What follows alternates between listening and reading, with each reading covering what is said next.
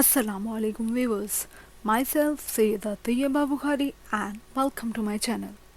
Viewers, as I have discussed the support system human skeleton in my previous video, so आज हम इसी support system के further component को discuss करेंगे and our topic of discussion is cartilage. So let's get started. Bony framework of human skeleton is supplemented by cartilage. Cartilage is a dense, clear, blue-white film connective tissue, but less stronger than bones.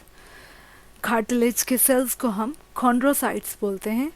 Each chondrocyte lies in a fluid space called lacuna, present in the matrix of cartilage. Cartilage के matrix में जो fluid space present होती है हम उसको लेक्यूना बोलते हैं. Cartilage के मैट्रिक्स में कोलेजन फाइबर्स प्रेजेंट होते हैं. Blood vessels do not enter cartilage. There are 3 types of cartilage: hyaline cartilage, elastic cartilage and fibrous cartilage. So first of all we will discuss about hyaline cartilage. Hyaline cartilage is strong yet flexible.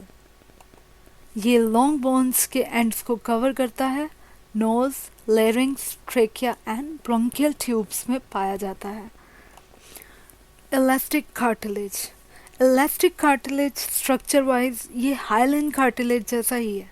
ये भी काफ़ी strong होता है, but collagen fibres के साथ साथ elastic fibres के network की वजह से ये इलास्टिक होता है. इसमें काफ़ी लचक होती है.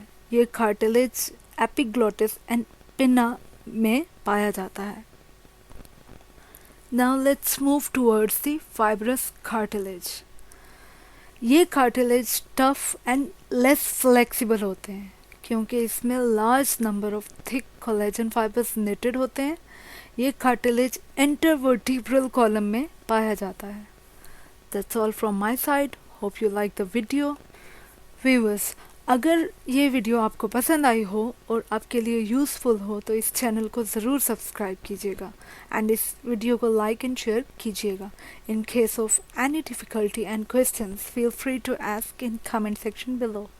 अल्लाह हाफिज़. Stay blessed.